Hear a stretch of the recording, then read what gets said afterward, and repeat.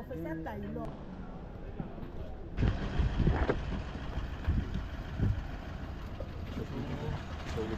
Comment ça va, professeur Piquet?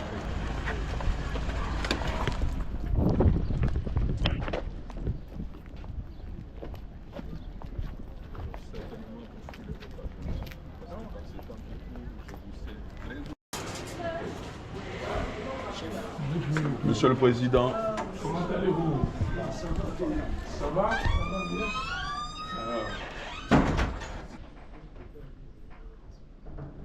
Nous nous sommes vus dernièrement avec...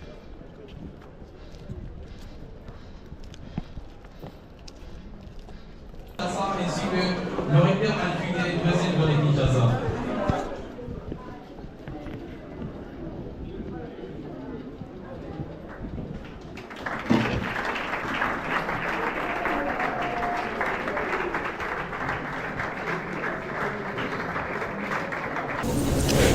Mais étant donné que l'invité de ce jour, c'est un homme politique au regard du contexte de belligérance dans lequel se trouve actuellement notre pays, nous mettons plus l'accent sur le rôle de la jeunesse dans la résolution de la crise politique.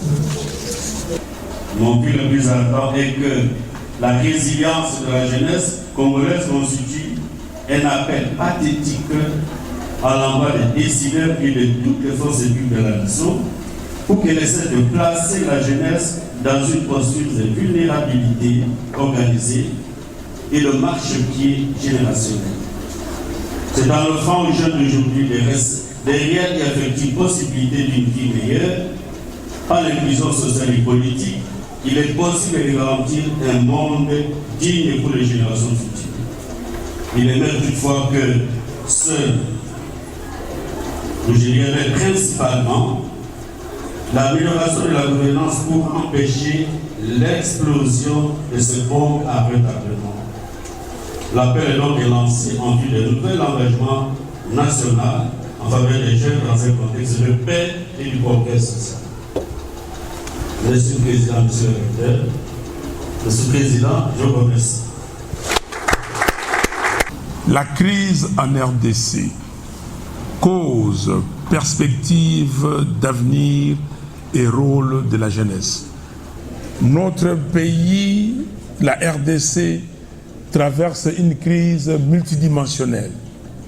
Cette crise touche à la fois à sa souveraineté, sa dignité, sa sécurité, sa gouvernance, sa cohésion nationale, son développement et sa stabilité. Quelles sont les causes de cette crise multidimensionnelle? Les causes, il y a des causes lointaines et puis il y a des causes récentes, causes immédiates. Dans chaque catégorie des causes, vous avez des causes internes et des causes externes.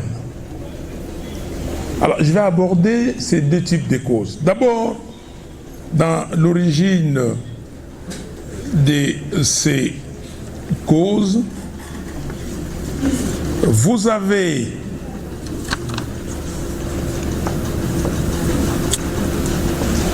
dans les causes lointaines, l'héritage colonial, où vous avez l'administration autoritaire et extractive, l'absence de véritable formation des élites politiques et administratives, la division ethnique et régionale favorisée par la politique coloniale. 2, il y a eu l'indépendance relativement chaotique.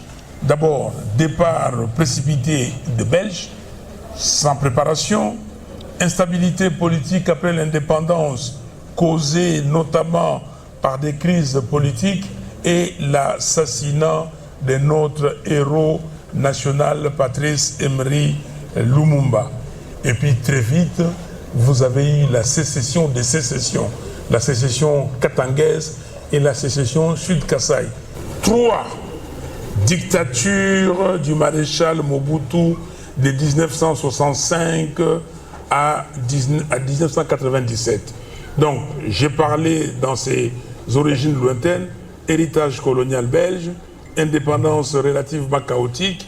Et troisième point, dictature, la dictature que nous avons connue entre 65 et 97. Coup d'État de Joseph Désiré Mobutu le 24 novembre 65, concentration du pouvoir. Et ça, c'est frappant. Népotisme, clientélisme, corruption généralisée. Un groupe d'amis, il a cité le groupe de Binza, et quand on prend le pouvoir, on pense à ses amis, à sa famille. C'est pas ça le pouvoir. Le pouvoir, c'est l'État. Et autre cause majeure de cette crise, la zaïrianisation et les mesures de radicalisation de l'économie sans réel développement. Les gens de mon âge, les gens qui sont ici, ils savent, ils connaissent ce que c'est que la zaïrianisation. C'est en 1973, on a décidé de prendre les sociétés des étrangers et donner aux Zaïrois, comme on nous appelait à l'époque. Là où nous sommes ici, c'était une zone industrielle, limitée zone industrielle. Tout ici était tapis des industries, des sociétés, des usines. Vous voyez la concession ici? C'était une société qui était ici. Quand j'étais gosse, vous savez, nous sommes à la saison sèche, c'est les vacances. Déjà, cette saison sèche, nous venons ici à Limité, là, on ramassait les chenilles, les pinceaux, parce qu'il y avait tout ici, c'était boisé, surtout de l'autre côté. Je ne sais pas si quelqu'un a vécu ça avec moi. Certainement, tu as vécu ça avec moi. Ok? Donc, ici, nous, dès 6 h du matin, déjà, les gens sont là, et on commence à ramasser, à 9 h, c'est fini, vous revenez le lendemain. Tout ici, c'était des sociétés. On venait ici, nous, jeunes gens, jeunes garçons, et on faisait ce qu'on appelait le koubélé. Vous prenez le cuivre, vous ramassez dans les quartiers, vous venez ici, il y a des usines ici, on pèse des kilos et on vous donne l'argent. Et nos grands frères, qui avaient déjà 16 ans, 14, 16 ans, pendant les vacances, ils faisaient les coups de main ici. Donc tout le monde avait quelque chose à faire. Donc la zaïrianisation a terrassé ces pays, et quand j'arrive à ce niveau, j'insiste pour qu'on ne fasse plus des erreurs de ce type. 73 zaïrianisations, 74, on a vu que ça a échoué, on a fait la radicalisation. L'État a récupéré même le bien ou les sociétés données aux Zaïrois de l'époque.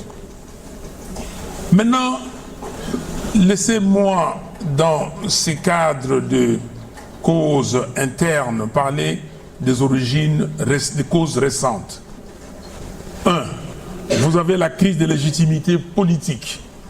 Quand vous lisez notre Constitution, il est écrit « Depuis le 30 juin 1960, date de l'indépendance de notre pays, le Congo connaît des crises récurrentes, dont l'une des causes fondamentales, c'est le manque de légitimité des institutions et de leurs animateurs. » Donc, crise de légitimité, élections contestées, résultats manipulés, fabriqués et manque total de transparence de ces élections, institutions étatiques très faibles, toutes contrôlées par l'exécutif, y compris le Parlement.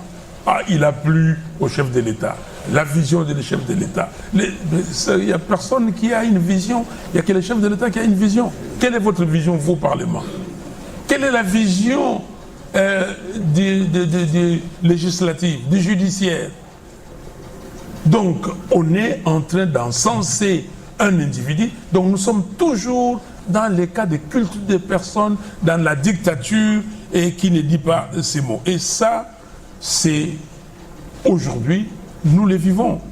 Et le professeur l'a dit ici, le jeune, Prézo, Mopao, tout le monde en parle. Tout le monde est président, tout le monde, même des jeunes ne sait quoi. Il faut arrêter ça. Il faut que tout le monde fasse ce qu'il doit faire. Si quelqu'un fait mal, vous dites vous avez mal fait. Si quelqu'un fait du bien, vous dites que vous avez fait du bien. Et ça, c'est le mythe là.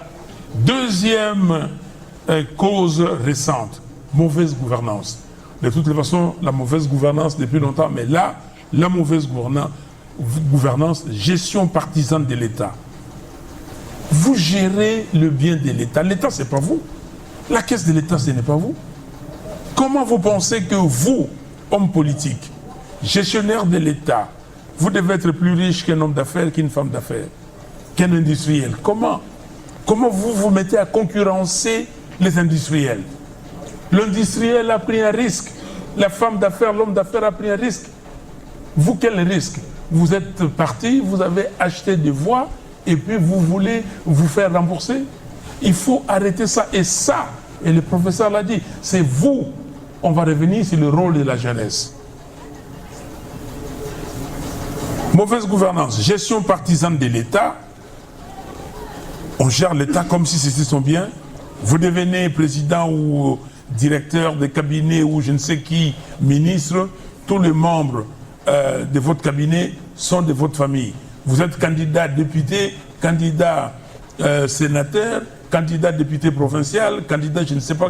Tous vos suppléants sont vos membres de famille. Et puis après on vous nomme ministre. Vous laissez ces postes-là à vos membres de famille. Ce n'est pas sérieux.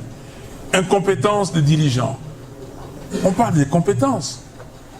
Est-ce que les dirigeants sont compétents?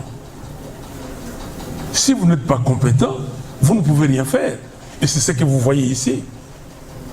Pourquoi nous avons des embouteillages à Kinshasa, dans le Congo central? Pensez-vous qu'on ne peut pas résoudre ces embouteillages, même avec peu d'investissement? Juste la volonté. Et j'ai toujours dit, si aujourd'hui vous mettez dans tous les croisements, vous mettez les robots, c'est-à-dire les feux de position, et vous demandez aux gens d'être disciplinés parce que 60% d'embouteillage, ça vient au fait que les automobilistes sont indisciplinés. On arrive au feu, celui-là veut passer, celui-ci, ainsi de suite, il y a croisement. Vous mettez le feu de position et vous disciplinez les gens et vous mettez ce qu'on appelle ici les policiers de roulage et avec des contraventions. L'État va gagner beaucoup d'argent. Je vous donne l'exemple, vous embauchez 3000 jeunes, vous les formez et vous leur dites 4 dans chaque croisement. Vous mettez 300, 500 croisements et vous allez voir demain. Et vous mettez des gens avec des contraventions. La ville de Kinshasa, la ville de Paris, chaque année, gagne combien de milliards d'euros de contraventions? La ville de Washington n'a pas beaucoup de revenus, elle vit grâce aux contraventions. Vous mettez des contraventions ici pour trouver de l'argent, payer ces jeunes gens, et vous allez voir, les embouteillages vont se régler. Et après, vous allez aller dans des investissements, arranger les artères, créer de nouvelles routes, ainsi de suite. Donc, incompétence des dirigeants, j'ai insisté seulement sur ce point. J'ai fait des tweets, déjà pour dire, voici ce qu'on peut faire. Mais on ne le fait pas. Pourquoi? Parce que les gens pensent à autre chose. Vol, corruption à outrance et goût effréné à l'enrichissement sans cause. Une cause de mauvaise, c'est de la mauvaise gouvernance. Pourquoi les gens veulent voler? Quand j'étais gosse, quand vous volez dans le quartier, on sait que vous avez volé, vous quittez le quartier. Aujourd'hui, c'est devenu normal.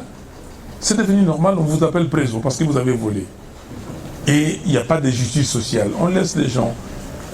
Ici, dans les quartiers à côté, vous avez des érosions. Quand les pluies diluviennes viennent, les gens, on ne sait pas où les caser. Il y en a qu'on a mis au stade Total Raphaël et jusqu'aujourd'hui, ils sont là. Donc, ça ne va pas du tout à cause de nous-mêmes. Troisième cause dans les origines récentes, c'est la déliquescence de l'État. L'État est totalement en déliquescence. Délabrement de l'armée. On n'a pas d'armée. La guerre que nous avons. Pourquoi on n'arrive pas à arrêter? Combien de temps il faut pour former une brigade d'élite? J'ai demandé à plusieurs chefs d'État africains et on m'a dit en moyenne 18 mois. Mais dans 10 ans, il y a combien de 18 mois? Dans 5 ans, il y a combien de 18 mois? Dans 18 ans, il y a combien de 18 mois? Pourquoi on n'arrive pas à former les éléments des forces d'armée aguerries? Pourquoi? délabrement de l'armée, de la police et des services de sécurité, effondrement des services publics, éducation, parlons de l'éducation, santé, eau, électricité, revenons sur l'éducation.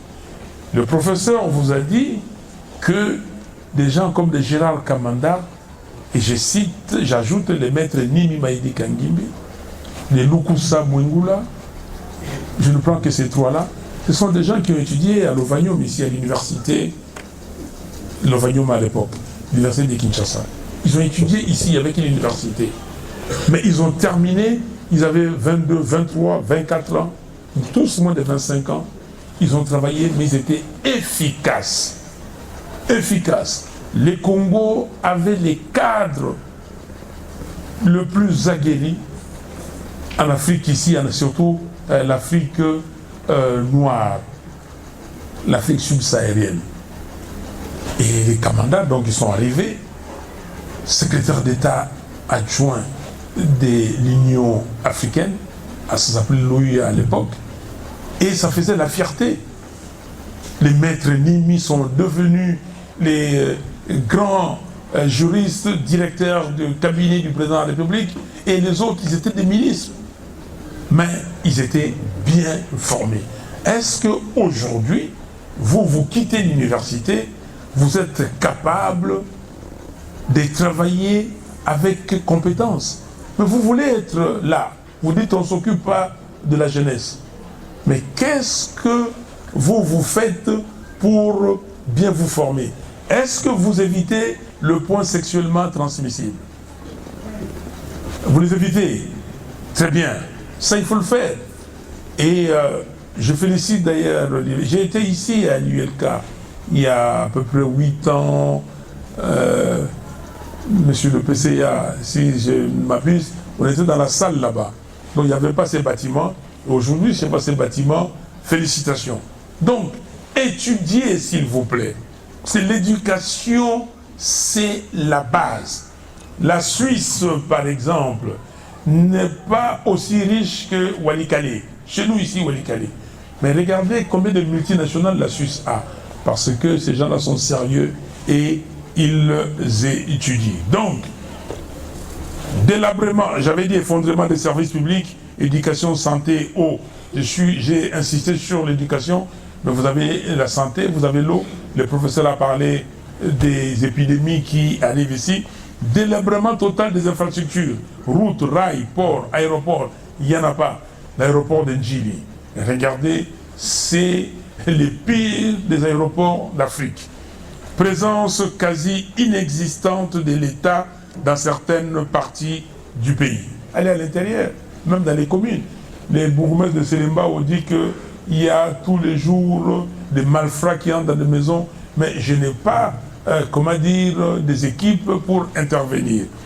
Présence des groupes armés dans plusieurs localités du pays. Ça, vous en savez autant que moi. Entretien des milices par certains partis politiques. Certains partis politiques ont créé des milices. Et ces milices-là sèment la zizanie, sèment la pagaille. Nous, dans notre parti, nous avons 2 jeunes gens à qui on a sectionné les 3 doigts de la main par des milices. Entretien des milices par certains partis politiques. Et puis, nous avons un 4e point. J'ai cité donc 1er point, crise de légitimité politique. 2e, mauvaise gouvernance, j'ai élaboré. 3e, déliquescence de l'État. Et 4e, conflit communautaire. Conflit foncier et des terres allés dans nos villages. Tensions ethniques causées par des acteurs politiques. Ils sont ici à Kinshasa. Ils instrumentalisent les gens à l'intérieur. Des tensions inutiles pour que eux, ils soient des présidents et, des députés, se faire payer 21 000 $ et ils trouvent que les 21 000 $, c'est pas suffisant, ils demandent de plus, et quand vous leur posez des questions, parce que on enterre des morts et tout ça, ça c'est leur travail. Vous avez été élu député, sénateur pour aller enterrer des morts. Mais pourquoi vous ne laissez pas les gens gagner suffisamment de l'argent eux-mêmes pour enterrer leurs morts? Et si vous enterrez les morts, vous allez enterrer combien? Combien? Comment un député d'un pays pauvre comme le nôtre peut gagner 21 000 $ chaque mois. Et je l'ai dit, je crois que les députés m'écoutent, maintenant ils disent que ah, non, on ne gagne pas ça, on gagne 14 millions. Mon œil. Ok? Il faut aller regarder. Déstabilisation du pouvoir coutumier par les politiques. Vous allez en province, moi j'y vais souvent. Je reçois les chefs coutumiers parce que c'est le pouvoir coutumier. Nous devons le respecter. C'est un pouvoir établi. Et quand vous recevez le chef coutumier, vous voyez notre groupe là, vous dites pourquoi tout le monde ne peut pas. Ah non, Bango, Bango, l'État, ça va chef coutumier.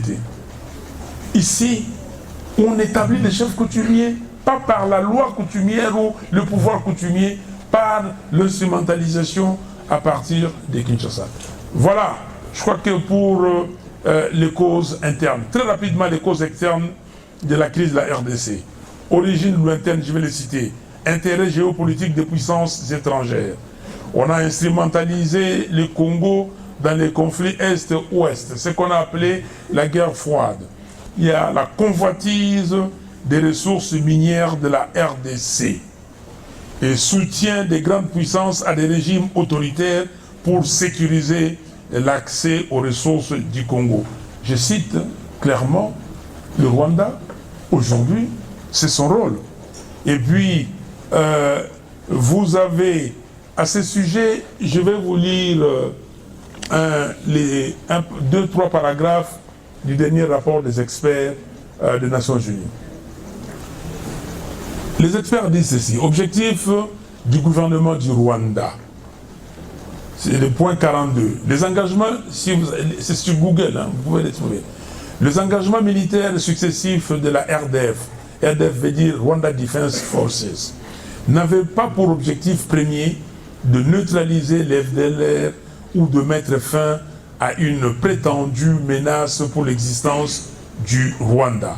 Au contraire, les renforts de la RDF et les opérations militaires décisives visaient à conquérir de nouveaux territoires, tandis que le maintien de la présence de la RDF permettait à l'AFC M23 de consolider sa mainmise. Vous avez compris? Deuxième point, point 43. À l'inverse, le contrôle de l'Est de la République démocratique du Congo par l'AFC M23 a permis au Rwanda d'accéder à des territoires riches en minéraux et en terres fertiles, de décimer les rangs des FDLR. De faire quoi? De décimer les rangs des FDLR. Donc ils ont déjà décimé les FDLR. Et de s'assurer une influence politique en RDC.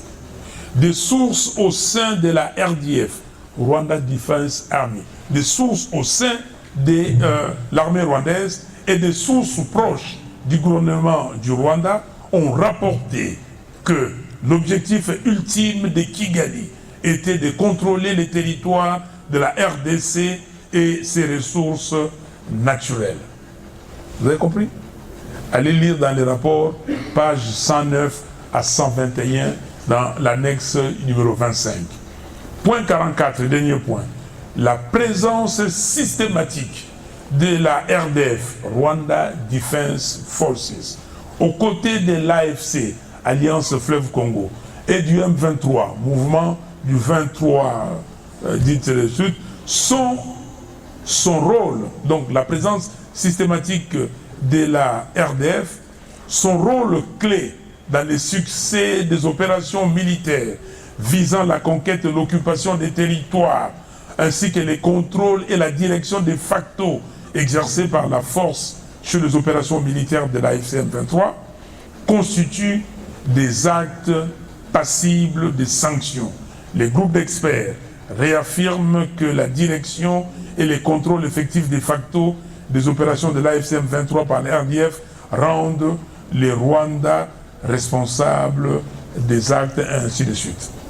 Donc, voilà les origines que vous avez ici dans la guerre imposée par le Rwanda et l'Ouganda. J'ai un peu passé d'autres causes, donc vous avez bien compris la convoitise du territoire et de nos ressources. Et puis, il y a aussi les rôles ambigus, des fois, de la communauté. Chers amis, les causes. Maintenant, nous allons parler des perspectives. Avant de parler des perspectives, je vais simplement vous lire un extrait. J'ai donné ça aux dirigeants des jeunes de l'université. Nous avons ici ce que nous appelons le manifeste de Kisangani, Congo et Kolomoko, où nous déclinons notre vision d'un Congo libre, fort, digne et prospère. Et dans le chapitre sur la jeunesse, parce que pour nous il y a des défis. Entre autres défis, c'est la jeunesse. Jeunesse engagée pour le développement. Qu'est-ce que nous disons? Et le prof a dit déjà beaucoup de choses que je dois dire ici. Près de 60% de la population congolaise a moins de 20 ans et 80% de la population a moins de 35 ans. Et cela représente un atout majeur pour le développement du pays. Cependant, nos jeunes n'ont plus confiance dans les institutions du pays et ont perdu tout espoir en un avenir meilleur. Nos jeunes sont systématiquement marginalisés, mal formés, ignorés dans la société et abandonnés à eux-mêmes. Pire, ils sont instrumentalisés par les acteurs politiques véreux qui les utilisent comme milices, chantres ou applaudisseurs moyennant quelques billets des banques. La jeunesse est désœuvrée. Elle est devenue comme un troupeau en divagation. Elle est exposée à toutes les formes de déliquescence, de dépravation et de distractions abrutissantes. La pauvreté des parents, la déstructuration de la famille et l'absence d'encadrement y sont pour beaucoup.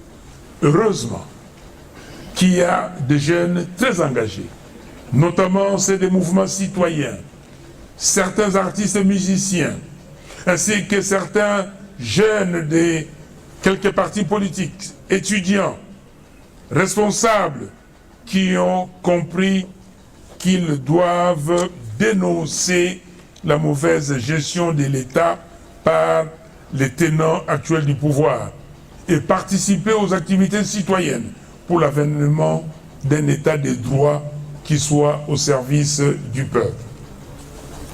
Maintenant, nous, dans ces cadres-là, qu'est-ce que nous faisons? Dans une perspective pour la jeunesse. Nous, à l'ESID, à la MOUCA, nous allons améliorer les programmes d'enseignement et de formation pour donner aux jeunes des atouts et compétences qui correspondent aux besoins du développement du pays. Nous allons mettre en place un programme national de renforcement des capacités des jeunes en matière de leadership et d'entrepreneuriat. Et nous allons créer des centres de formation professionnelle pour les jeunes, des centres de maçonnerie, menuiserie, plomberie, techniques agricoles et autres. Nous allons encourager les jeunes à créer leurs propres entreprises dans divers domaines, de l'artisanat à l'agriculture, en passant par les entreprises du numérique. Nous mettrons en place une politique de prise en charge des enfants des familles défavorisées pour éradiquer les phénomènes enfants de la rue, Chégué, jeunes délinquants, Kuluna, et mineurs prostitués, Oudjana. Nous allons investir dans les équipements sociaux et complexes sportifs à travers le pays et relancer la compétition sportive intra- et interscolaire, intra- et interuniversitaire, ainsi que dans l'armée et dans la police. Nous allons investir dans plusieurs disciplines sportives pour produire des athlètes de haut niveau. Nous allons encourager les jeunes qualifiés à intégrer l'armée nationale pour défendre les intérêts de la nation. Nous disons ceci, la richesse de la RDC, c'est sa jeunesse. Cependant, la situation actuelle de la jeunesse est une urgence nationale qui mérite une intervention immédiate.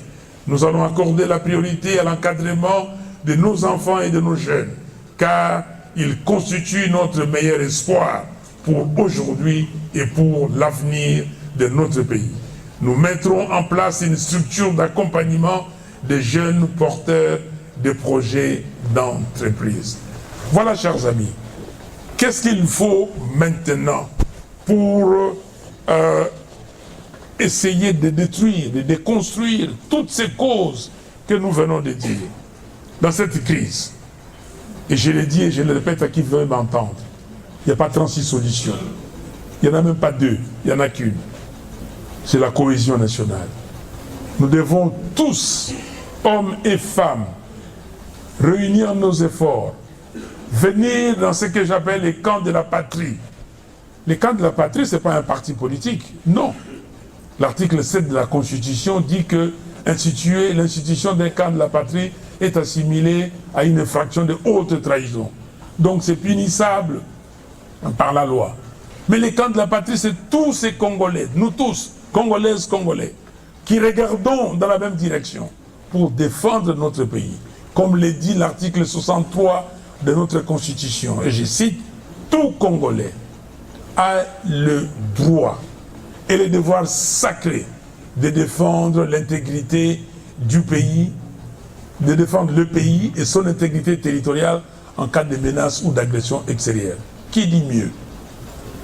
On a dit à nos Fayoulou veut diviser les gens. Non, les camps de la patrie, ce n'est pas un parti, ce n'est pas un cartel politique, un regroupement politique, ce n'est pas une coalition électorale. Non, c'est nous tous. Dites-moi ici, qui est Congolais ici qui dit qu'il n'est pas dans les camps de la patrie, qui lève les doigts? Qui n'est pas, lui, concerné par l'article 63? Donc, c'est ça. Et nous devons tous nous dire qu'il n'est pas trop tard de construire un beau pays, comme le dit notre hymne national. Que chacun de nous doit jouer sa partition. Chacun de nous. Chacun de nous doit se poser une question très simple. Comment se fait-il qu'après 65 ans d'indépendance, nous sommes toujours là? Rien. On a, je peux vous le dire, quand j'ai terminé mes études secondaires, j'étais avec l'ami ici, on a fait la même école ici à Ngiringiri. Ok? Quand moi j'ai terminé mes études secondaires, je n'avais pas l'intention d'aller en Europe. Je vous le dis, parce que le professeur l'a dit ici. Je n'avais aucune intention, j'étais pas seul. Avec beaucoup d'amis, on était le pourcentage le plus élevé de notre section. Et on se disait, on va aller à l'université ici au Congo. Et dans mon époque là, on a institué, tu dois faire 3 choix. Et vous devez remplir des formulaires pour vous orienter. Moi j'ai mis Polytechnique, premier choix. Deuxième choix, économie. Troisième choix, médecine, parce que ma mère me disait, papa, il faut encore un docteur. Ok? Et mon nom n'est pas sorti à l'université. J'ai insisté et j'ai chômé. Mes parents ont dit, tu dois aller en Europe. Tu as des cousins, j'ai dit non. Mais finalement, j'ai chômé. Et l'année suivante, je suis parti en Europe. Donc, pourquoi 65 ans après, nous sommes là? Le cardinal Mosengo à la conférence nationale souveraine avait dit, qu'avez-vous fait? On vous posera la question. On nous posera la question tous. Pas à vous seuls. À Fayoulou aussi, au professeur, au recteur, tout le monde. Mais collectivement, révoltons-nous. On doit se résoudre à dire qu'est-ce que nous faisons du Congo. Lumumba a dit que nous ferons, le Congo sera demain les centres du rayonnement de l'Afrique. Les centres de rayonnement. Est-ce que nous sommes aujourd'hui les centres de rayonnement? Mais nous disons notre héros national. Qu'est-ce que nous pouvons faire de bien pour que ces noms de Lumumba soient continuellement perpétrés dans nos mémoires et dans la mémoire ou les mémoires des enfants qui vont venir? Quelle est notre vision du pays? Voilà, je crois que je dois m'arrêter là et pour recevoir vos questions, que ce soit un débat constructif. Merci beaucoup. Professeur de doyen de la faculté de médecine. Un petit mot pour le doyen de la faculté de droit. Vous avez milité dans la jeunesse à 15 à 35 ans. Mais quand je réfléchis, je pense à Douglas MacArthur, qui est né en 1880 et qui nous a quittés en 1964, qui disait on devient vieux lorsqu'on a déserté nos idéaux. Il y a des gens de 80 ans qui ont des ambitions pour changer de pays. Je les considère comme de jeunes. Des gens de 55 ans qui sont toujours ambitieux, qui veulent bouger le monde. Je les considère comme jeunes. Quel est votre point de vue? Je reviens au président Martin Fayoulou. Vous avez énuméré les causes qui sont à la base du déclin de la vie nationale. Je commence par avoir votre point de vue.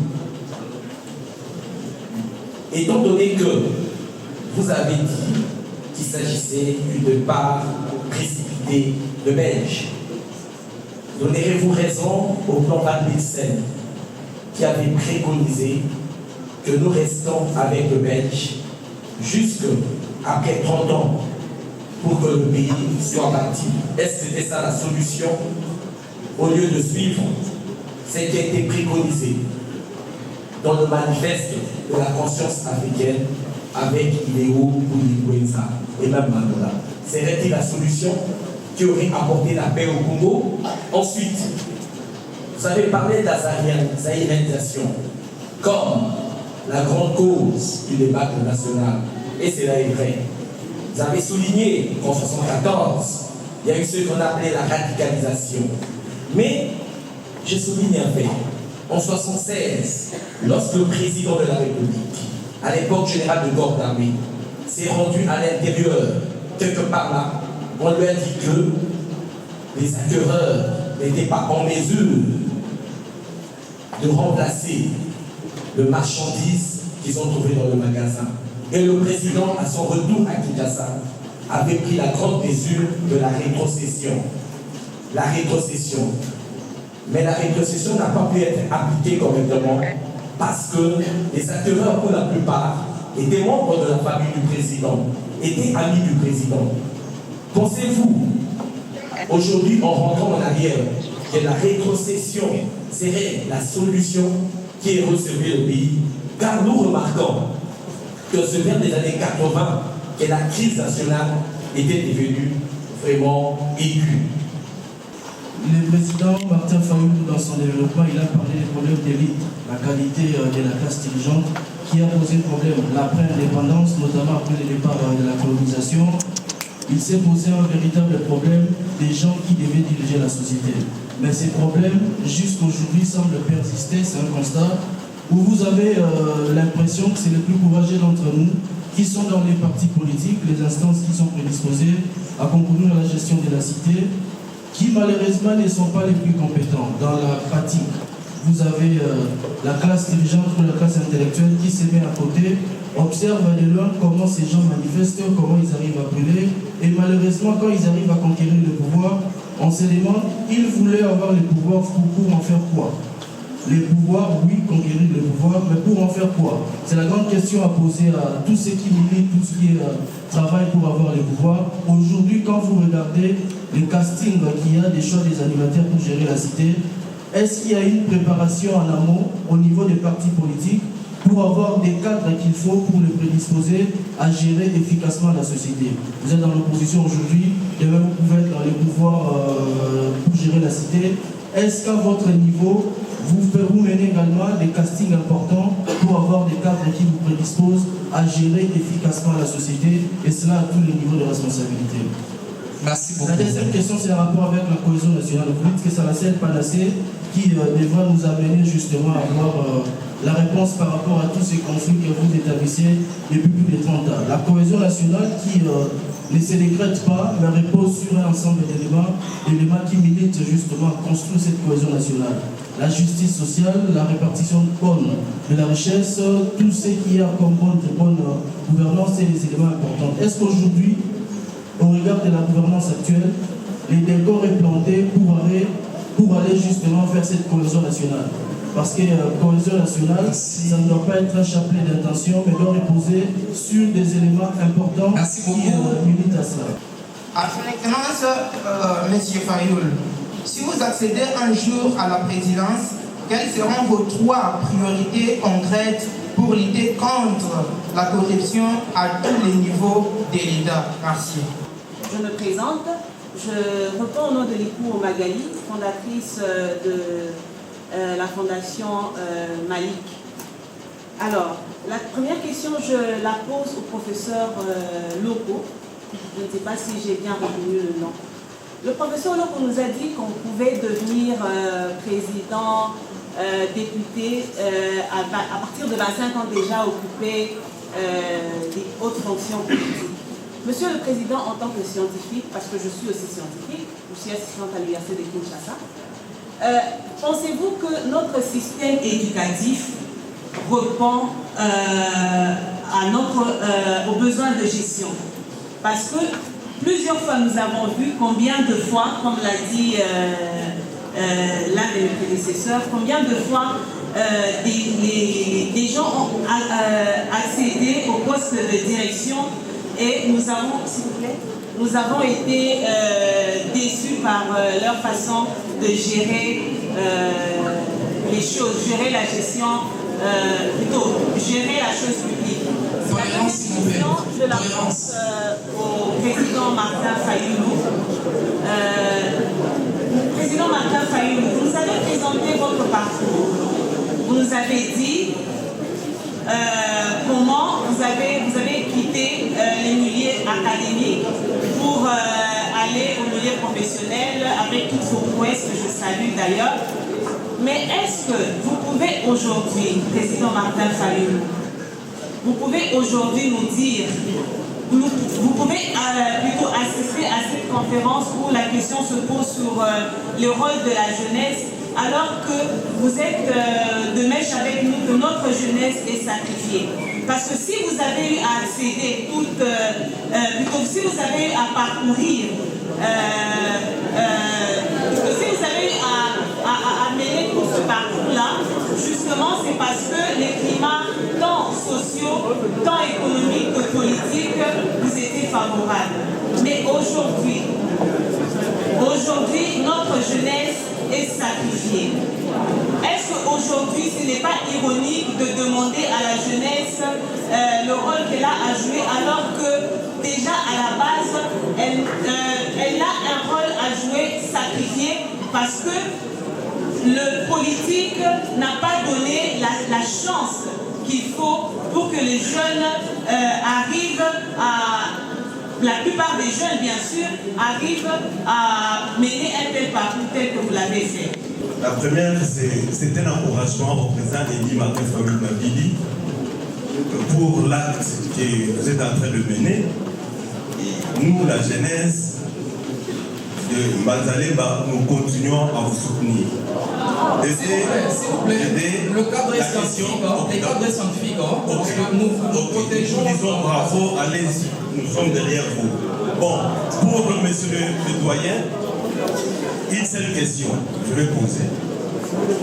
Que doit faire l'étudiant ou l'apprenant congolais d'aujourd'hui, l'élite de demain, pour l'émergence de notre pays, étant donné que la science nous renseigne que l'homme est le socle du développement?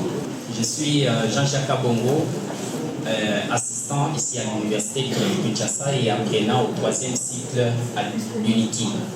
Et d'abord, je tiens avant tout à encourager votre sens élevé de patriotisme, d'avoir accepté au moins de rencontrer le président de la République. S'il vous plaît. Oui, merci. Jeune à l'esprit, pas jeune du point de vue somatique, du point de vue physique, jeune à l'esprit. D'autant que vous le savez comme moi, le temps que vous prenez pour réviser vos cours, c'est même plus que le temps que mettent les étudiants pour réviser les cours que vous dispensez. Nous sommes toujours jeunes, en esprit, nous sommes assez alertes. Pour relever le pays. L'étudiant de demain, il est d'abord étudiant aujourd'hui. Si aujourd'hui vous ne faites rien, vous ne cultivez pas le profit de l'étudiant, comment pensez-vous demain devenir un bon cadre? Comment pensez-vous innover demain? D'abord, vous ne venez pas au cours. Vous êtes absentéiste. Vous trichez à l'examen. Les jours où vous devenez président, est-ce que vous n'avez pas triché, vous n'avez pas détourné l'argent de l'État? Votre comportement aujourd'hui présage votre avenir de demain. C'est qu'on devait faire, former les gens, rattraper. Dans d'autres pays, on a fait des rattrapages. Et nous le disons dans notre programme de gouvernement. Comment alphabétiser 2 millions de personnes chaque année? Comment renforcer l'éducation nationale, les systèmes pratiques? Et c'est que aller dans les maths, dans les physiques, chimie, donc dans engineering. Ok, donc ça, il faut le faire. Et donc, je ne donne pas raison à Van Blissen. J'ai dit simplement que si les autorités qui avaient pris le pouvoir à cette époque avaient, et même après, quand la situation est devenue calme, s'étaient concentrés aux études et à l'éducation, à la bonne éducation, on pouvait trouver la solution. Deuxième question, vous parlez de zaïrianisation au radicalisme et radicalisation, pardon. Est-ce que la rétrocession, c'était le moyen, c'était la solution? Mais aujourd'hui, on va rétrocéder à qui? Les gens qui avaient ces entreprises sont morts. Ils ont été indemnisés, même si l'indemnisation a été faite, bon, comme on le sait. Et il y a ici des entreprises qui étaient florissantes, qui sont mortes. Donc je crois que maintenant, il faut changer de paradigme. Il faut beaucoup plus aller dans l'industrie, dans l'agriculture et demander aux Congolais, et quand je vais répondre à la question sur les priorités, donc je vais le dire, que comment avoir ici l'entrepreneuriat congolais, hommes, femmes, Congolais, Congolaises, qui sont hommes, femmes d'entreprise, et pour produire des biens. Donc nous devons aller dans ce système. La rétrocession, ce n'est plus possible. Osez Manzanza, quand ceux qui étaient à l'opposition prennent le pouvoir, ils font exactement la même chose. Je suis tenté de vous suivre, je suis totalement d'accord avec vous, parce que pour la plupart, souvent, ils ne sont pas choisis par le peuple. Ils ne sont pas redevables. Et regardez le point numéro 1 de l'exposé des motifs, le paragraphe 1. Donc, si quelqu'un a été réellement choisi, il est venu devant le peuple, il a dit, voici mon programme, jugez-moi à la fin des 5 ans sur ce programme. Et si je n'ai pas satisfait, vous ne me donnez pas l'occasion de refaire encore les 5 prochaines années. Et ce serait différent. Donc, essayons demain de prendre des gens qui sont élus par le peuple et nous verrons. Donc, le problème, c'est les leaderships responsables, leadership compétents, capables et les leaderships légitimes. Donc, la légitimité du pouvoir.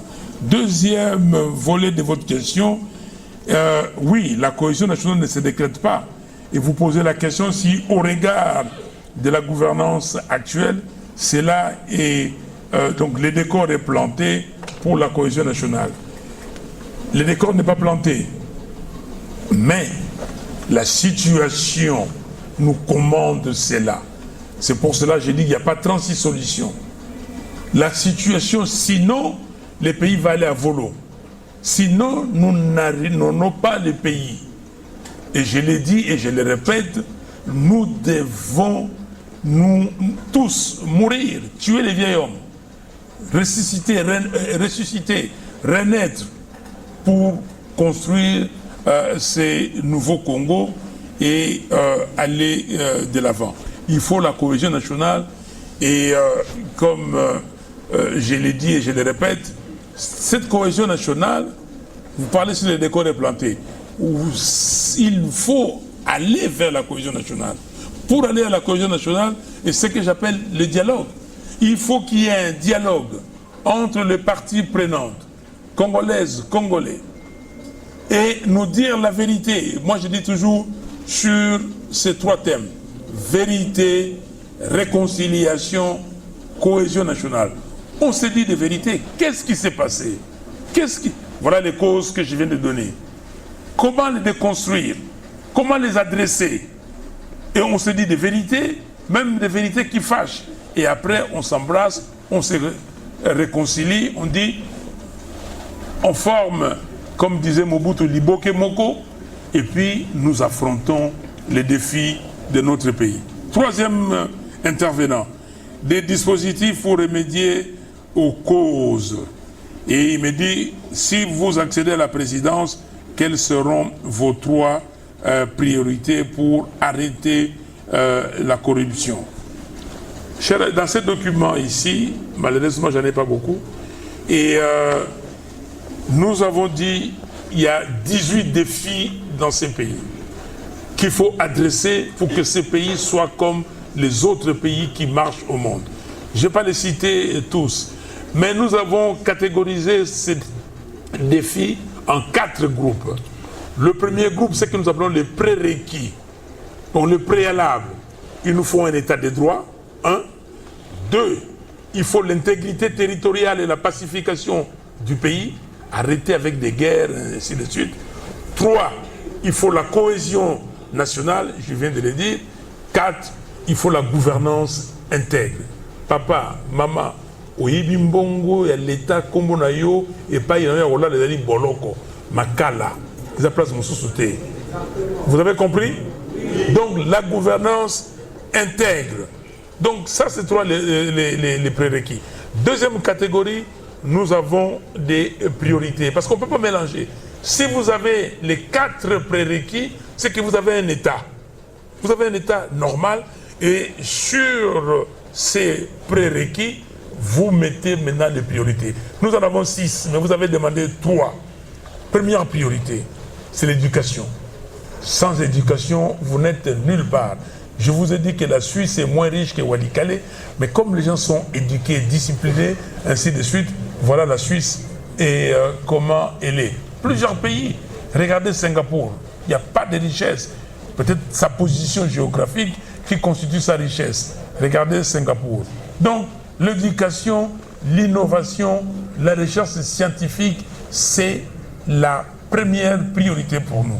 La deuxième, c'est l'agriculture. Et on a dit ici, vous allez parler de quelle province ici? De Lualaba. Mais ici, vous quittez Kinshasa, allez à Mwanda. Vous allez passer Kasangulu, Kisantu, Mbazangungu, et tout là-bas, Matadi, Boma, rien. Mais est-ce que c'est normal? Est-ce que c'est normal? On ne cultive pas. J'ai été au Kenya. J'ai fait tous les Kenyas. J'ai été partout. Kilindi, Kapsabet, Iten, Mount Kenya, Kisumu, partout. Mombasa. Vous allez au Kenya. Et quand je suis allé, on était 2 sociétés, Mobil et Exxon, avant qu'on fasse le merger. Donc nous, Mobil, on avait acheté Esso là-bas, Exxon. Donc je devais aller dans tous les pays, voir les stations, Exxon. Mais j'ai dit, voilà, j'ai expérimenté ce que La Fontaine a dit dans une de ses fables.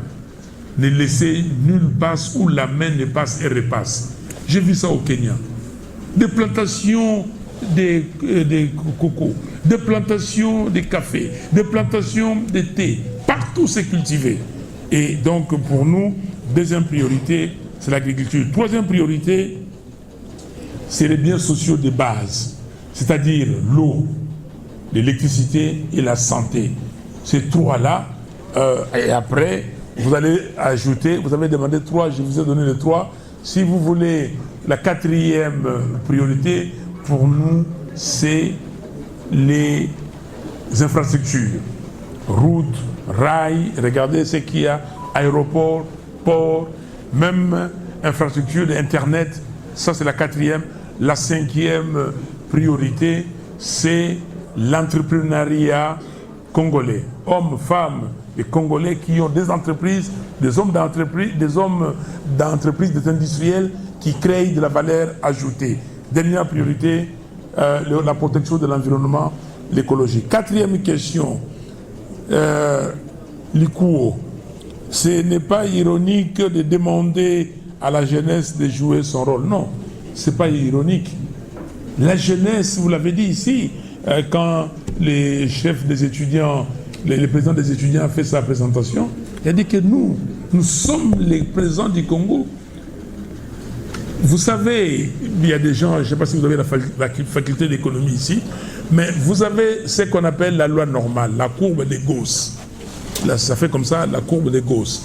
Cette courbe-là, cette loi normale, c'est une loi qui se justifie partout.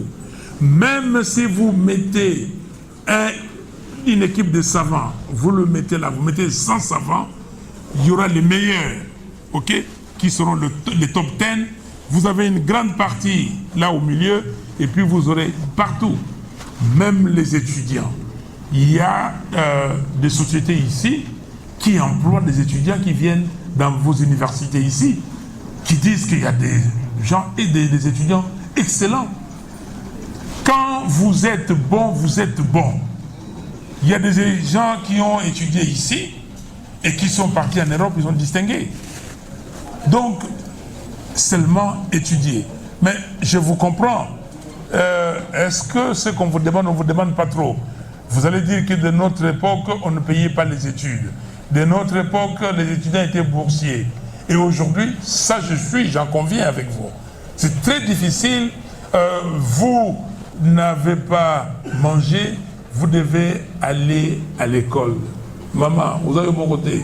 Moi, je n'ai jamais été boursier de l'État. Jamais. J'ai été étudiant en France, je n'ai pas bénéficié de bourse. Mais vous allez dire, peut-être c'est différent parce qu'en Europe, vous pouvez travailler et étudier. Ok, vous pouvez faire des petits boulots. Mais il y a toujours moyen. Regardez vos amis issus des parents pauvres, mais qui étudient bien. C'est un dilemme important que je comprends, mais ceux qui peuvent étudier, s'il vous plaît, étudiez. Ceux qui pensent qu'il faut aller dans des métiers, des bases, tout le monde n'est pas obligé de faire des études de droit. Tout le monde n'est pas obligé de faire des études de relations internationales. Il y en a beaucoup. Journalisme, il y en a beaucoup. Mais si vous êtes aujourd'hui plombier, vous savez ce que ça peut revenir. Regardez les constructions qu'il y a ici. Les bons électriciens, on ne trouve pas. Les bons menuisiers. Mais c'est des formations qui sont valables. John Ndongo, que doit faire l'étudiant pour l'émergence de notre pays? On vous a dit, l'étudiant doit d'abord se former, bien se former, et dire que je suis ce que les entreprises recherchent. Je suis ce que le pays, je vais devenir ce que le pays recherche. Ok? Et je dois avoir des capacités, je dois avoir des compétences. J'acquiers des compétences pour mon pays. Ça, c'est un. De deux, je dois surveiller aussi les dirigeants. Je ne dois pas être un yes man ou yes woman. Donc, si ça ne va pas, je dois parler. Je dois être dans les cercles d'amis, dans des discussions, des sociétés pour savoir est-ce que ça va ou ça ne va pas. On me raconte une histoire, Mobutu a amené le président Senghor à l'époque, là-bas à l'université de Kinshasa. Les étudiants étaient, Senghor devait faire une présentation là-bas, comme je viens ici à l'université. À l'université, un débat avec les étudiants, une conférence débat. Et puis les étudiants ont boudé.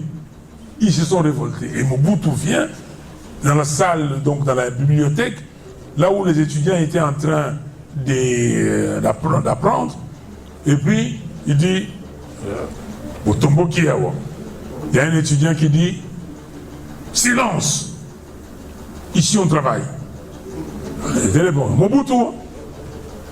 Les étudiants, moi j'étais élève ici en 1968-69 à Lemba, ici, à l'école presbytérienne. Ok, derrière la commune de Lemba, la commune n'existait pas.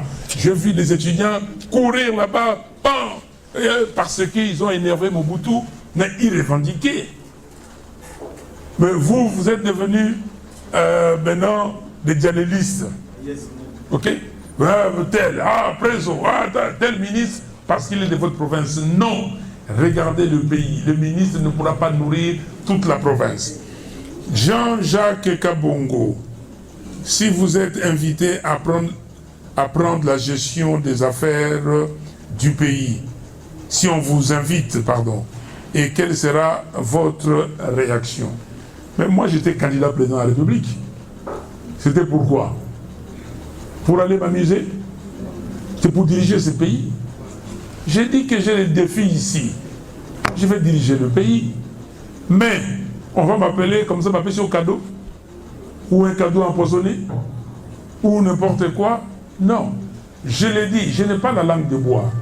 Papa, maman, si des gens pensent qu'ils peuvent intimider certaines personnes, mais moi on ne m'intimide pas.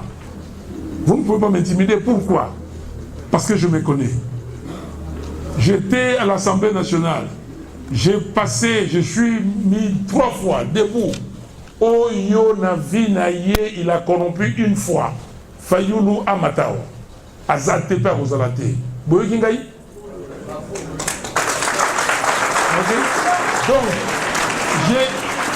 vous ne pouvez pas m'intimider. J'attends les gens. Oh non, Bayokani Kourana Félix, c'est pour apaiser pouvoir. Mais ça, c'est m'intimider. Chers amis, je vais vous dire une chose. Et ça, je suis sérieux. Parce que trop, c'est trop. Il faut tout yokana. Tout le bana. Tout le banani azalinani. Qui est qui? Moi, je suis un enfant né ici, dans cette ville. Et on a vu, oh non, tel. J'ai travaillé ici. J'étais directeur général d'une société pétrolière. Vous savez ce que c'est qu'être directeur général d'une société pétrolière au Nigeria, par exemple? Au Nigeria, nous avons 3 directeurs généraux. Il y a un qui est au nord, ok, à Kano, là où il y a Abuja et tout ça. Il y a un autre qui est à Lagos. Il y a un autre à Port-Harcourt. Moi, je suis directeur général au nord. Je reçois chaque jour plus de 100 camions de carburant. Il y a pénurie de carburant tout le temps.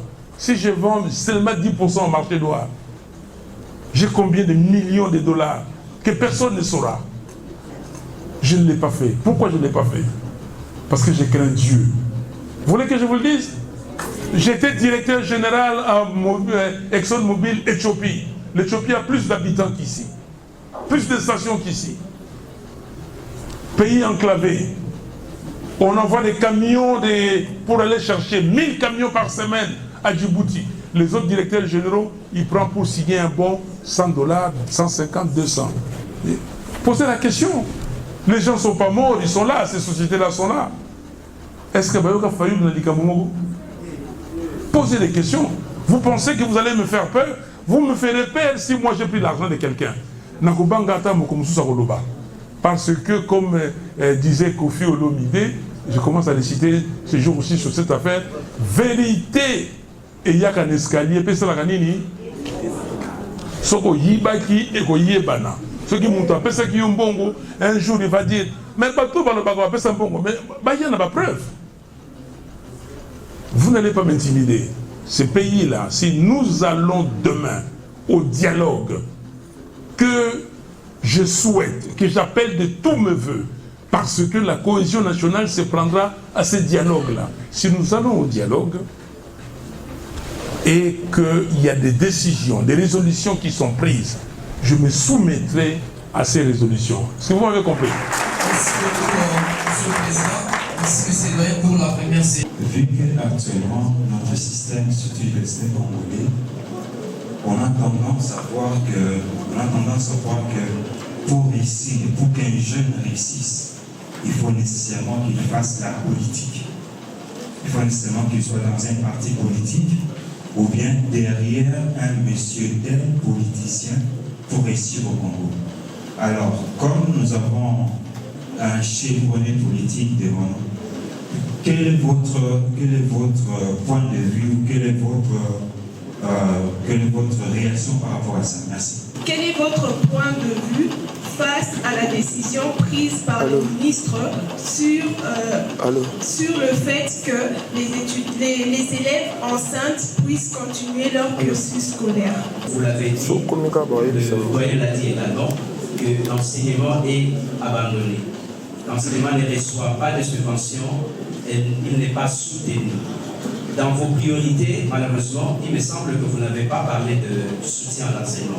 Si c'est le cas, dites-nous, comment pensez-vous rehausser le niveau de l'enseignement en République démocratique du Congo? Et une question de délai également, dans combien de temps pouvez-vous le faire? Merci. C'est par rapport toujours à cette même autre idée que nos collègues étudiants ici présents parlaient du système éducatif de notre pays. La question est de savoir quelles sont les opportunités que notre système éducatif prévoit ou encore présente aux étudiants, parce que chaque système éducatif comprend ce qu'on appelle les FINFOM, qui est l'analyse des forces, faiblesses, opportunités et puis menaces. Maintenant, par rapport à notre système, dans le VDN, comment, qu'est-ce que vous allez faire aujourd'hui des différences pour réussir votre vie dans ce pays en crise? Et où commencer? Ma question s'adresse particulièrement à Monsieur le Président Martin Fayulu. Monsieur le Président, selon vous, en quoi les séquelles du colonialisme et les accords post-indépendance ont-ils contribué à installer un système politique faible, miné par les divisions ethniques et instabilité? J'aimerais poser ma question au président Fayulu, parce que la solution, vous avez évoqué, vous avez parlé de la cohésion nationale et puis s'asseoir sur une table. Est-ce que nous ne pouvons pas dépasser, parce que si vous regardez depuis les années 60, les Congolais ont l'habitude de s'asseoir sur une table. Les Congolais, depuis la crise de la sécession catamese, ils sont allés à Kokeletspil, Mbandaka. Il y a eu aussi, après la mort de Lumumba, ici à Kinshasa, la conférence de Coquelatville. Toutes ces conférences n'accouchent qu'un gouvernement. Donc lorsque les Congolais s'assoient sur une table, parlent de la cohésion nationale, c'est seulement pour le partage du pouvoir et un nouveau gouvernement. Mais est-ce qu'il n'est pas temps que nous puissions attaquer le réel problème qui empêche à ce que le pays puisse décoller? Le problème, moi je pense que le problème c'est le patriotisme. Pourquoi je dis ça? Parce que les Congolais ne sont pas en mesure de former des patriotes. Vous ne pouvez pas, étant un futur dirigeant, moi je crois qu'un jour vous allez diriger ce pays, vous ne pouvez pas aujourd'hui ajouter comme solution les patriotismes. Monsieur Martin Fayulu, vous avez longuement abordé la crise nationale, mais vous n'avez pas évoqué la guerre pertinente à l'est du pays.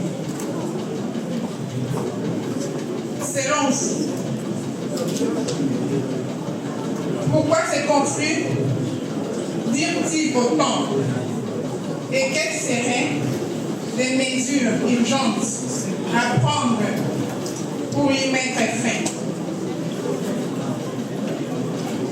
Ici Fayulu, ma question est basée sur le plan politique. J'aimerais savoir, est-ce que la justice congolaise est indépendante ou bien elle est basée, ou bien elle est intelligente?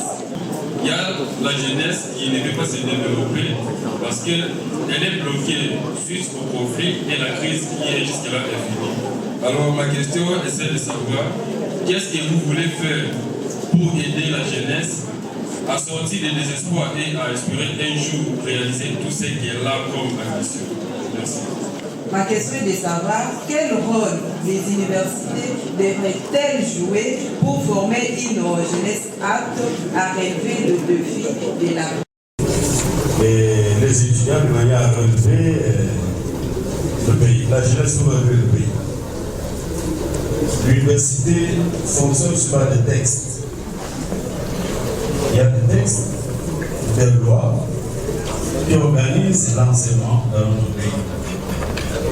L'école primaire, c'est l'ouverture à la société. L'école scolaire se prend par les connaissances de base. Et l'université, c'est pour résoudre les problèmes concrets qui se posent dans la société. Il est vrai qu'à l'université, il y a des gens qui théorisent, des gens qui abordent la théorie, mais d'autres qui vont directement à la pratique. Mais même la théorie pure et simple, elle est conçue pour permettre de résoudre les problèmes concrets dans la société. C'est à cela que répond actuellement, même si je l'ai fustigé tout à l'heure, le système LMD. C'est professionnalisant. Et comme vous avez la théorie à l'université, mais au sortir de l'université, vous devez être en mesure d'exercer une profession bien déterminée. Là, je suppose que pendant que vous êtes à l'université, vous devez être suffisamment bien formé, avoir les notions précises, les concepts nécessaires et les atouts pour pouvoir rester dans cette société. On a vu des médecins qui terminent, je ne sais pas si je me trompe, mais j'ai déjà vu des gens, j'étais à l'hôpital il n'y a pas 3 jours avec un membre de famille, on nous a présenté un médecin. Vous avez du mal à accepter que vous êtes devant un médecin. D'abord son propos, son attitude, son expression. Ça pose un problème. Et voilà quelqu'un qui est à l'université, mais qui n'a pas été suffisamment aguerri pour résoudre les problèmes concrets dans la société. L'université n'a pas confiance. Lui, l'héros de l'université, c'est ça. Réfléchir pour trouver les problèmes concrets, les solutions aux problèmes concrets du pays. Mais ça suppose que l'État doit organiser l'enseignement pour arriver à cette fin. Il faut mettre les moyens, il faut former les formateurs, il faut mettre l'infrastructure nécessaire pour les étudiants, pour les enseignants, pour l'apprentissage à l'université. Tout cela, c'est un ensemble de conditionnalités qu'il faut remplir pour réaliser cette mission. Donc, le rôle de l'université, former des gens pour résoudre des problèmes concrets dans la société. Derrière un homme politique, peut-être comme mentor pour apprendre, oui. Mais vous n'allez pas réussir parce que vous êtes devenu un sous-fifre d'un homme politique. Faites l'expérience vous-même. Formez-vous. Moi, personnellement, ici, j'étais derrière quel homme politique? Nous, quand on était jeunes, on a créé une association avec les amis qui s'appelait GLP, Group Logos and Praxis. Mes amis qui étaient à Bruxelles, ils ont créé ça là-bas. Quand nous sommes rentrés, moi j'étais à Paris, on est rentré avec d'autres amis ici, on a relancé. Sous la dictature de Mobutu, on parlait, on discutait. Et quand Mobutu a institué la démocratie, décrété la démocratie le 24 avril 90, nous nous sommes appelés. J'étais directeur de Mobiloi, Burundi. J'allais là-bas ce jour-là, le 24 avril. C'était un mardi. J'ai appelé les amis. Le dimanche qui a suivi, on s'est vu, on a dit, on se voit tous. Ceux qui nous sont appelants dans le cadre de ce groupe, mais élargissons les groupes. Notre ami Fidel Babala, que vous connaissez, je donne le nom qu'ils ont connu, a amené Christophe Lutundu là, dans ce groupe. Moi-même, j'ai amené Modeste Bahati. Et le 29 avril 90, nous avons créé le FDD, Forum pour la démocratie et le développement, qui est arrivé, ça a produit, vous connaissez le Tundula, vous connaissez Bahati, je suis là, mais nous sillonnions toute la ville de Kinshasa, aller à l'université, il n'y avait pas encore votre université ici, et aller là-bas à l'Ovanium, comment on appelle ça encore? À l'Unikin. Et on discutait avec les étudiants. Les jeunes, on est dans des quartiers partout. Aller à Livoulou, aller à Massina, à Binza, à Ngaba, partout. On discutait. Mais personne ne nous a tirés. Qui nous a tirés? Mais au contraire, nous sommes arrivés à la conférence nationale souveraine. Lutundu y était. Et même, il est devenu vice-président de HRPT, deuxième vice-président. Bahati, moi-même, nous sommes allés au HRPT. Dans notre groupe, on était nombreux. Le docteur Loseke était dans notre groupe. Donc, travaillez, si vous êtes brillant, personne ne peut vous enterrer. Sinon, les gens comme les Elon Musk, quand il a commencé, il avait combien d'argent? Il a cherché, mais il est brillant, personne. Steve Jobs, vous avez connu, il a créé Apple. Après, les amis l'ont chassé. Et puis, ça s'est terminé comment? Il est revenu. Brillant. Si vous êtes capable, vous êtes capable. Alors, Léa, votre point de vue sur la décision du ministre que les filles enceintes, donc les mineurs, doivent poursuivre leur cursus scolaire. Tel que vous avez posé la question, c'est poursuivre le cursus scolaire, oui. Mais comment? Quand une fille est enceinte, elle doit quitter l'établissement. Si elle est mineure, elle ne peut pas venir ici avec une grossesse, suivre les cours avec les autres. Elle va quitter, on doit l'encadrer. Dès qu'elle le met au monde, elle trouve le moyen avec ses parents peut-être de laisser l'enfant et de reprendre son cursus scolaire. Oui, mais une fille, maman, vous êtes les femmes qui ont été enceintes ici. Vous avez au faubourg partout. Mais vous voyez, donc une femme enceinte n'est plus normale comme une jeune fille normale. Donc je pense que, je ne sais pas si ça a été mûri une telle décision, et je crois, je suis totalement d'accord avec les écoles qui disent non. Retirer la fille, si elle a une copine ou un ami qui a des cours, lui donner des cours, continuer à étudier à la maison, et l'année prochaine, elle revient. L'année après l'accouchement, elle revient. En tout cas, ça c'est mon point de vue. Chef de travaux, de quelle manière l'éducation doit être soutenue et dans combien de temps? Je vais vous lire ces manifestes. J'ai lu simplement la partie où on trouve la réponse à votre question. Nous disons ceci: nous allons proposer un plan Marshall pour l'éducation à travers une grande concertation sur le secteur dirigé par une sommité, donc la concertation dirigée par une sommité congolaise, une identification des problèmes et une proposition de solutions articulées à un agenda de mise en œuvre et de moyens conséquents. Nous allons augmenter significativement la part de l'éducation dans le budget de l'État pour l'élever à au moins 20% du budget national. Nous allons revaloriser la fonction enseignante et veiller au recyclage périodique des enseignants. Nous allons nous engager dans l'alphabétisation intensive des jeunes et des adultes non scolarisés, au moins 2 millions par an. Nous allons disponibiliser les ressources financières dans les domaines de pointe, ce qu'on appelle les STEAM, c'est-à-dire sciences, technologies, ingénierie, mathématiques, afin d'avoir, dans un horizon de 15 ans, vous savez quel horizon? Dans un horizon de 15 ans, des hauts cadres congolais dans les secteurs stratégiques de l'économie, mines, hydrocarbures, infrastructures, technologie, agriculture, ainsi de suite.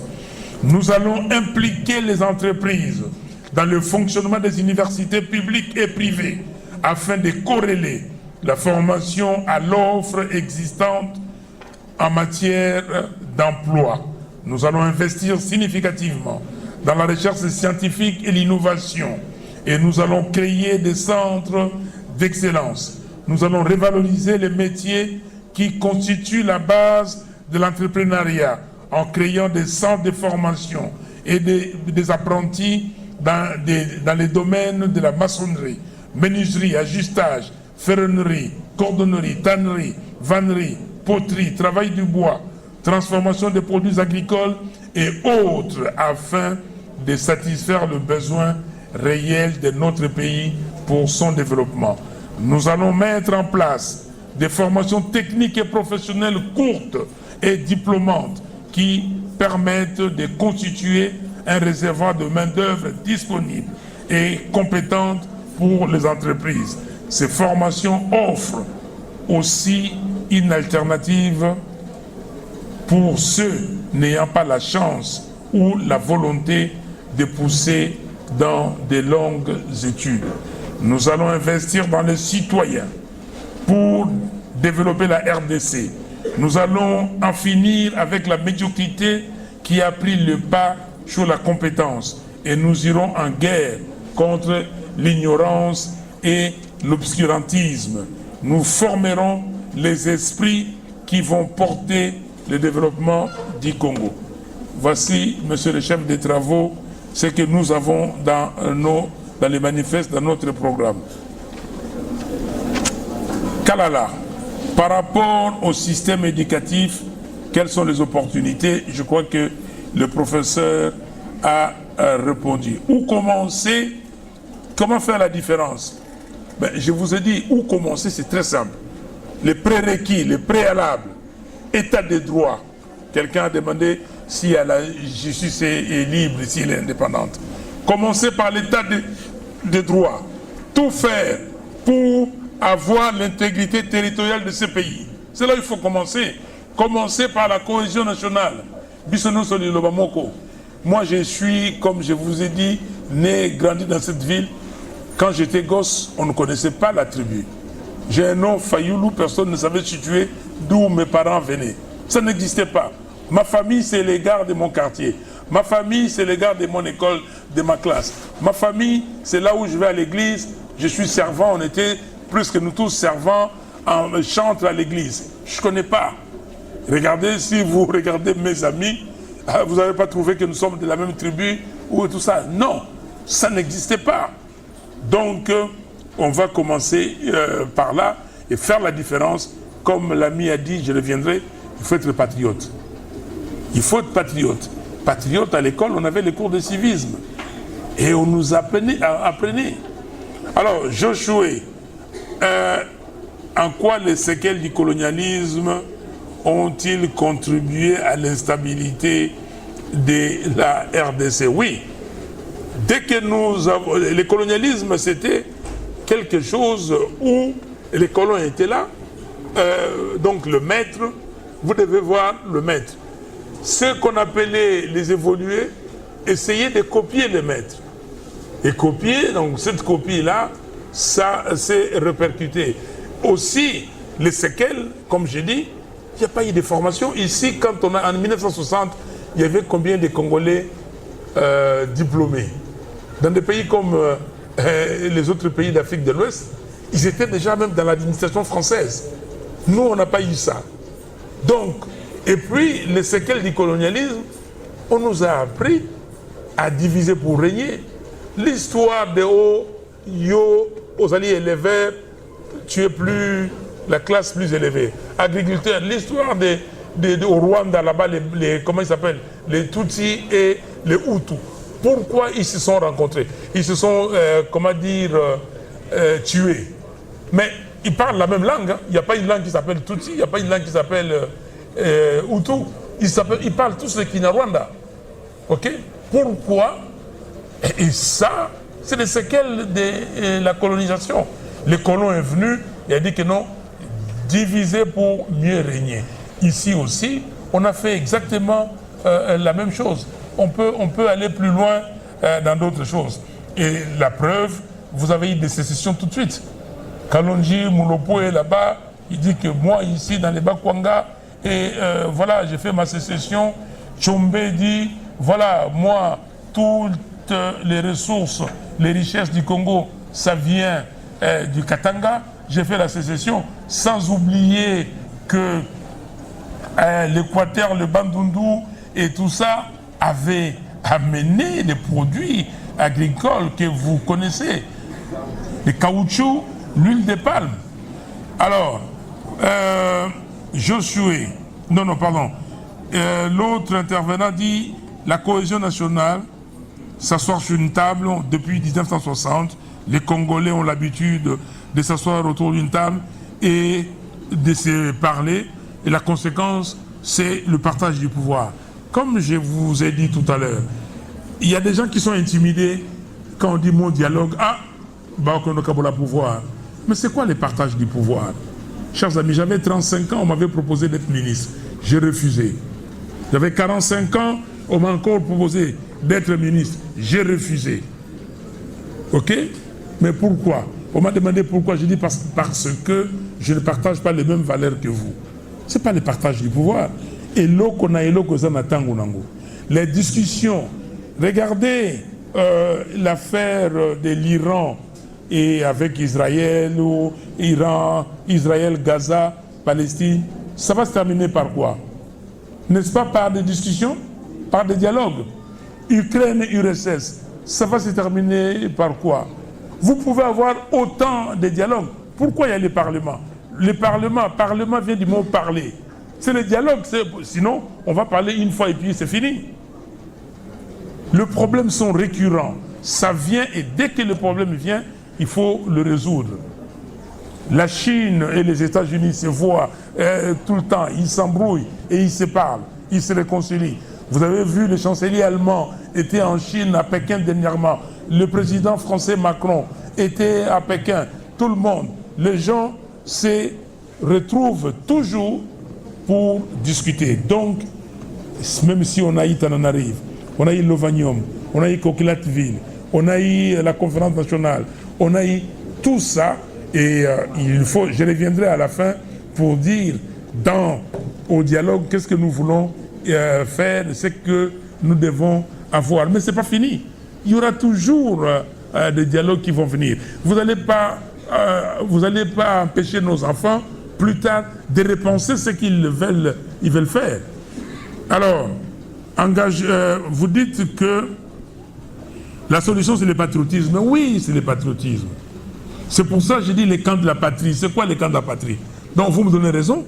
Quand je dis tout le monde, nous devons tous être patriotes. Et notre parti, SID, ça veut dire quoi? Engagement pour la citoyenneté et le développement. C'est ça la citoyenneté, le patriotisme. Dans le patriotisme, qu'est-ce que vous avez? Dans la citoyenneté, qu'est-ce que vous avez? Vous avez la civilité, l'éducation civique. Et il y a un ancien ministre français, il s'appelle Chevènement.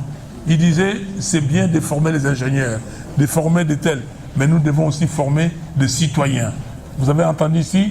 Je vous dis que nous allons former les citoyens pour développer la RDC. Donc, c'est la citoyenneté, mais la citoyenneté, c'est comment? Ici, quand vous dites le problème, c'est le dialogue, non. Le problème, c'est le leadership. Le jour où il y aura un leadership qui va penser à former donc ces patriotes, à mettre une citoyenneté requise, une citoyenneté toujours plus agissante, et nous allons résoudre le problème. Madame Marie Mandé, vous n'avez pas évoqué la guerre à l'Est. Non. Si, j'ai évoqué, mais je constate avec vous que je n'ai pas élaboré davantage.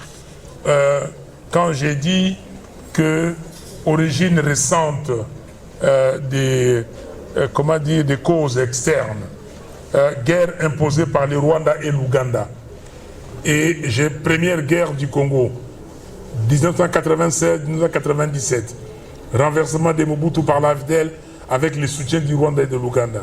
Deuxième guerre du Congo, 98-2003, opération de l'Est du Congo, occupation de l'Est du Congo par le Rwanda et l'Ouganda et pillage systématique des ressources minières du Congo. Création et soutien des groupes armés tels que le CNDP, le M23, ADF Nalu par le Rwanda, et les ADF Nalu par l'Ouganda. Manipulation de certains Congolais par le Rwanda avec la création de l'AFC. Donc c'est scientifique ici, mais il faut parler de tout. On a manipulé certains Congolais, on dit que bon, soyez contre et prenez des armes contre votre pays. C'est pas normal. Que si vous avez un problème, moi on m'a volé la victoire à l'élection présidentielle, oui ou non? Est-ce que j'ai pris les armes? Mais je ne me bats pas. Je dis ce que je vais dire, mais par la bouche. Et j'ai fait des marches, j'ai reçu une balle ici, j'ai reçu une balle ici par l'ancien régime. Ok? Est-ce que j'ai pris les armes contre eux? Non, on doit continuer à se battre. Heureusement que, madame, vous m'avez un peu fait revenir en arrière. Et j'avais dit, et ça je l'avais dit, convoitise du territoire et des ressources, projet de balkanisation. J'ai un livre ici, magnifique, écrit sous la direction des professeurs Kankwenda Mbaya, paix à son âme, et Mukoka Kasenda, sur Et c'est un livre, malheureusement, il n'y en a plus. J'ai demandé qu'on réédite ces livres-là. La République démocratique du Congo face au projet de balkanisation et d'implosion. Lisez, vous allez voir. Donc nous devons faire un effort. Donc la communauté, la guerre nous a été imposée et c'est pour cela que je vous ai lu ces petits papiers des notes des experts des Nations Unies. Voilà.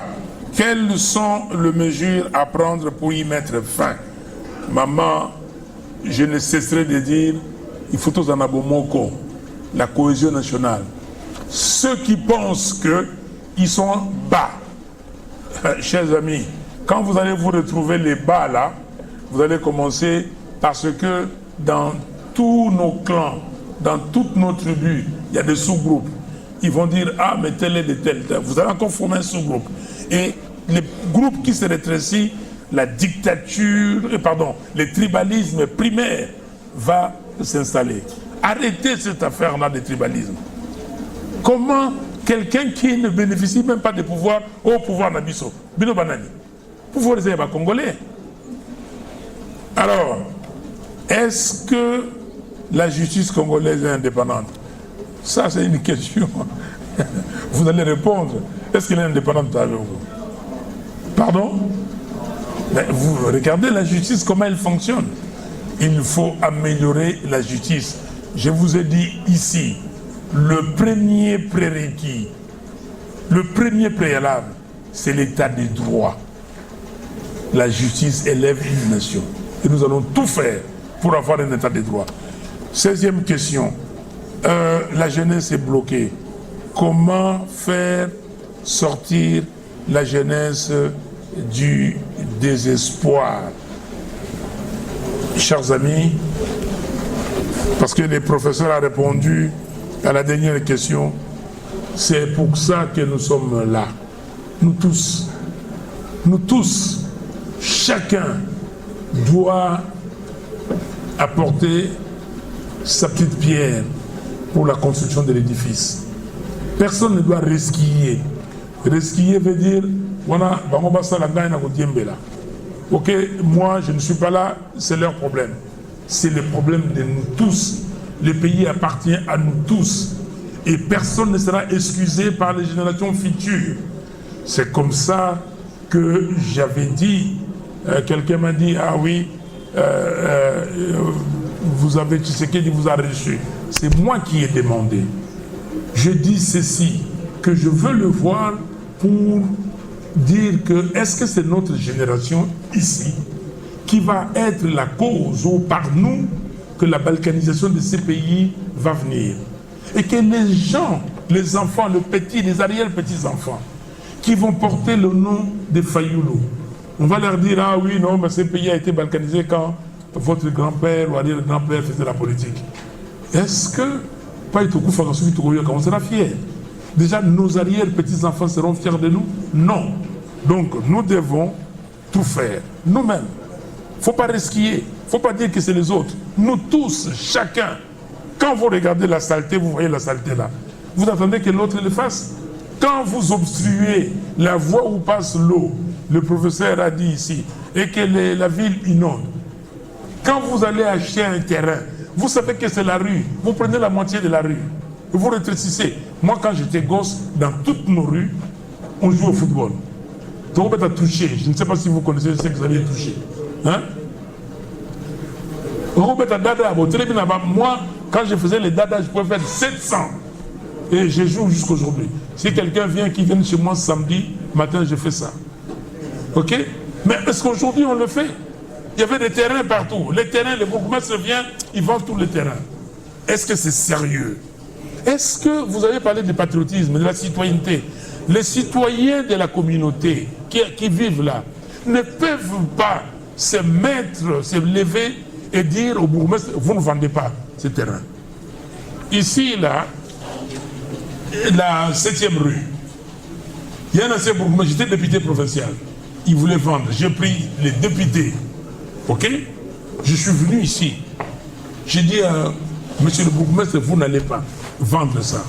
Combien de terrains j'ai sauvé? Dans ma campagne, on veut vendre. À Binza, là-bas, à Delvaux, à Météo. J'ai fait comme ça. J'ai été voir Kanyama et tout ça. Mais ils ont vendu. Regardez Météo. On vend tout. Quelle est la part des citoyens? Quelle est la part des jeunes?